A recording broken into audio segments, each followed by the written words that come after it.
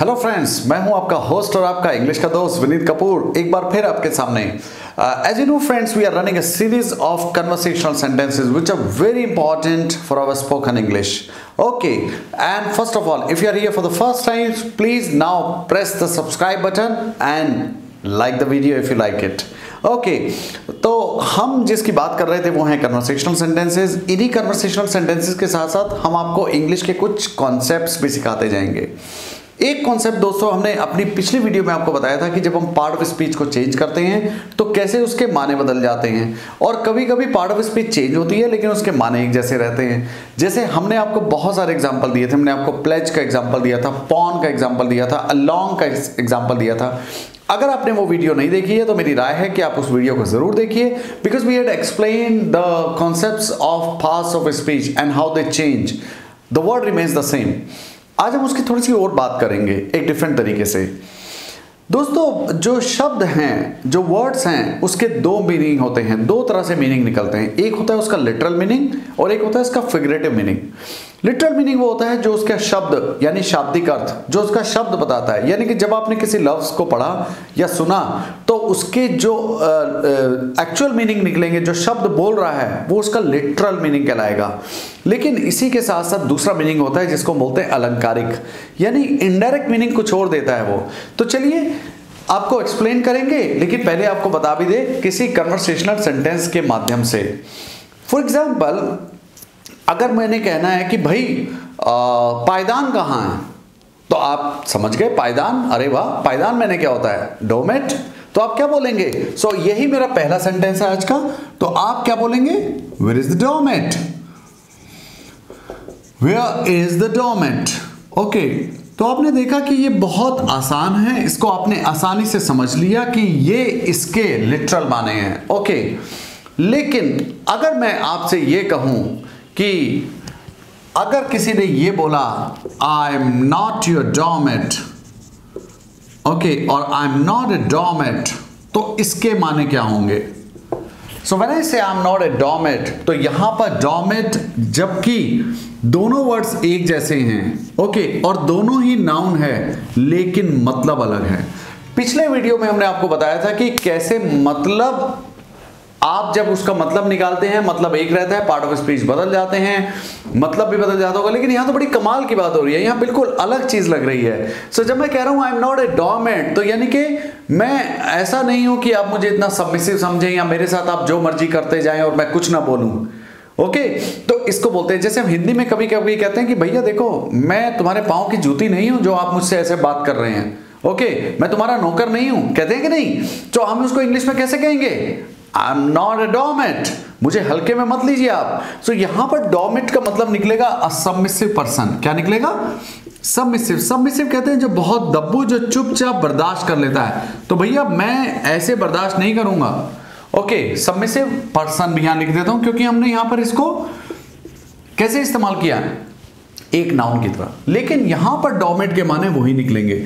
तो दोस्तों, ये जो मीनिंग हुआ इसको बोलेंगे हम लिटरल मीनिंग, और ये जो मीनिंग हुआ इसको बोलेंगे हम फिगरेटिव।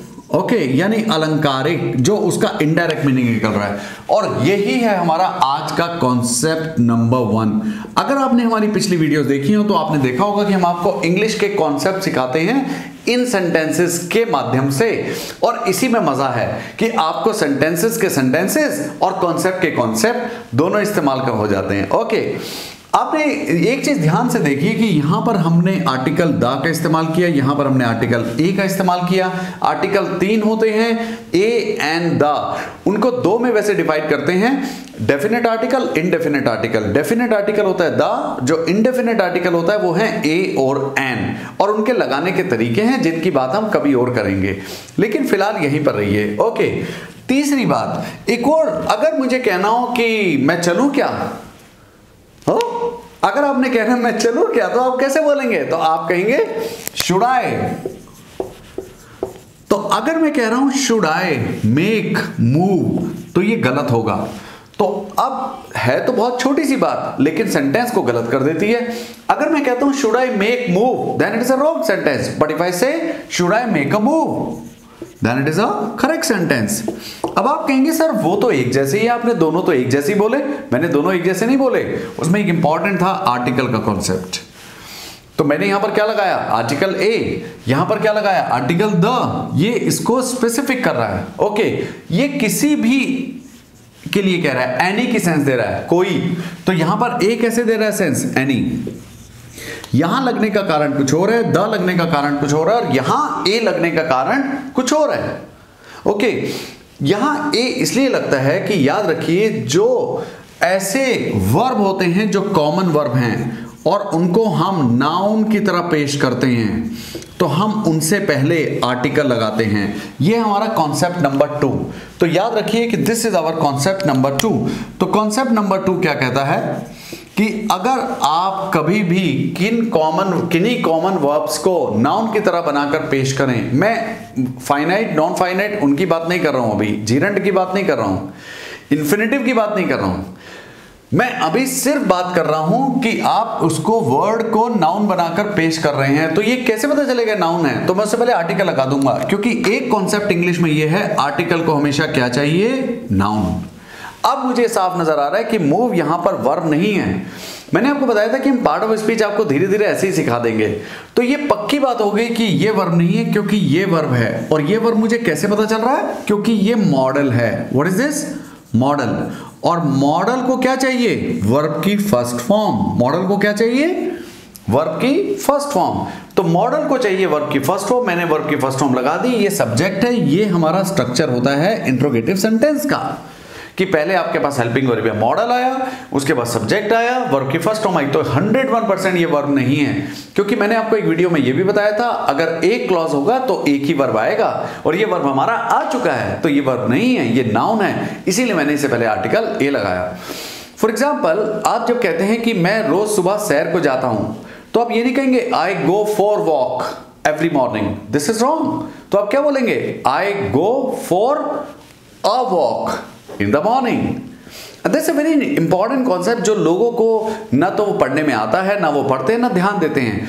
मेरा मानना है कि अगर आप इंग्लिश बोलना चाहते हैं तो उसको अच्छे से बोलिए, ओके, कोई गलती ना निकाले, और अगर हो जाए तो घबराइए मत, ओके। अगर आपने कहना है कि चलो चले, तो क्या बोलोगे, अच्छा चलो चलते हैं, बोल के दिखाइए, ओके, ट्राई इट, चलो चलते हैं। तो ये रहा मेरा चौथा सेंटेंस। ओके, तो मेरा चौथा सेंटेंस क्या कहता है, लेट्स मेक, अब क्या आएगा, या what will have, let's make move नहीं, क्योंकि वर्ब तो आ चुका है, let. Okay, make a move. अब इसमें बड़ी कमाल की बात है। ओके, चलो चलें को हम कैसे बोलेंगे इंग्लिश में, let's make a move. Now अब आप देखिए, ये भी वर्ब नजर आ रहा है, ये भी वर्ब नजर आ रहा है, और ये भी वर्ब नजर आ रहा है, लेकिन ये दोनों वर्ब नहीं हैं, वर्ब है सिर्फ ये। ओके, मैंने आपको पहले भी बताया था कि जब हम लेट के बाद कुछ लगाते हैं तो ये बेयर इन्फिनेटिव होता है दोस्तों, ऐसा इन्फिनेटिव जिससे पहले टू नहीं लगता। तो आप ध्यान रखिए कि यहां पर टू नहीं लगा है, लेकिन ये वर्ब नहीं है, इसको बोलते हैं इन्फिनेटिव, और इन्फिनेटिव होता है टू प्लस वर्ब की फर्स्ट फॉर्म। लेकिन 3 वर्ड्स ऐसे हैं जिसके आगे हम टू प्लस वर्ब की फर्स्ट फॉर्म नहीं लगाते। वो वर्ड्स कौन कौन से हैं, लेट, मेक, हेल्प। हेल्प के आगे कभी कभी लगा देते हैं, लेकिन वो हम आपको अलग से बताएंगे कब लगाते हैं। लेट मेक के आगे बिल्कुल मत लगाइए अगर वो वर्ब की तरह इस्तेमाल हो रहे हैं, जैसे यहां, तो मैं यहां नहीं लगाऊंगा। सो मैं क्या बोलूंगा, लेट्स मेक, और मूव नहीं, अ मूव, और ये भी वर्ब नहीं है, ये मैंने वर्ब का क्या बनाया, नाउन, क्योंकि कैसे पता चल रहा है, आर्टिकल ए लगाया। ये था हमारा तीसरा concept. Okay, so this is our concept number 3। खैर मैंने यही एग्जांपल दिया, एक और देखिए इसमें, यहां पर मैंने जो ये इस्तेमाल किया है दोस्तों, ये लेट्स इस्तेमाल किया है। नाउ अगर मैं इसको खोलूं तो ये ऐसे लिखा जाएगा, लेट अस। तो लेट अस की शॉर्ट फॉर्म, एब्रीविएटेड फॉर्म होती है लेट्स, और इसका हमेशा ध्यान रखिएगा। ओके, ये टू ऑलवेज माइंडेड कि ये लेट्स होता है, इसके आगे से अगर ये हटा देंगे तो ये बदल जाएगा। हम किसी दिन आपको लेट भी पढ़ाएंगे कि लेट के आगे एपस्ट्रफी, इसको बोलते हैं एपस्ट्रफी। एपस्ट्रफी कब लगेगा, कब नहीं लगेगा, will tell you that. Okay, so let's make a move. और हमारा आखिरी जो कॉन्सेप्ट है वो भी बड़ा कमाल का है। अच्छा दोस्तों, अगर मुझे आपसे कहना हो कि मैं चाय पी चुका हूं, तो आप इसको इंग्लिश में कैसे कहेंगे? मैं चाय पी चुका हूं, बोलिए, कोशिश कीजिए। या मैं चाय पी चुका हूं, इसकी इंग्लिश क्या बनेगी? क्या बोला? I had my T. क्या बोला? I have my T. तो बताइए क्या आएगा, आई हैव माई टी या आई हैड माई टी? दोनों गलत, क्योंकि दोनों आएंगे। यस, मैं चाय पी चुका हूं, इसकी इंग्लिश क्या बनेगी? आई हैव हैड माई टी। मैं चाय पी चुका हूं, तो मैं क्या बोलूंगा? आई हैव हैड माई टी। अब ये है हमारा चौथा कॉन्सेप्ट आपका आज का। ये था हमारा कॉन्सेप्ट नंबर 3, ओके, और ये है हमारा कॉन्सेप्ट नंबर 4। तो ये हैव जो है दोस्तों, ये काम करेगा हेल्पिंग वर्ब का, और ये हैड जो है ये पॉजेसिव वर्ब होता है, और ये इसकी थर्ड फॉर्म है। तो ये हैव की थर्ड फॉर्म यानी मेन वर्ब, जो कि पॉजेसिव वर्ब है, ये पोजीशन बता रहा है, किसी चीज को लेना या रखना, उस बारे में बात कर रहा है, और ये हेल्पिंग वर्ब है। और हेल्पिंग वर्ब हैज हैव के बाद वर्ब की कौन सी फॉर्म लगती है? Third form. हैव क्यों लगाया? आई की वजह से। फर्स्ट पर्सन सिंगुलर के साथ हैव का प्रयोग करते हैं हम, हैज का नहीं। थर्ड पर्सन सिंगुलर के साथ हम हैज का प्रयोग करते हैं। मेरी एक वीडियो है जिसमें मैंने आपको प्रोनाउन और कैसे वर्ब लगाते हैं वो सिखाया है, तो उसमें मैंने टेबल दिखाई है। तो प्रोनाउन वर्ब टेबल, इससे एक वीडियो देखिएगा and you will get a lot. Okay, तो I have had my tea. अब मेरा सेंटेंस सही बना, मैं चाय पी चुका हूं। तो दोस्तों, कैसा लगा हमारा आप आज का सेशन? खास तौर से आपको हमारा सेशन कैसा लगा जरूर बताइएगा कमेंट सेक्शन में। और हाँ, अगर आपको ये वीडियो अच्छी लगी शेयर करना मत भूलिएगा, and please speak a lot. Okay, thanks a lot, thank you very much, I hope you enjoyed it. Bye bye, take care.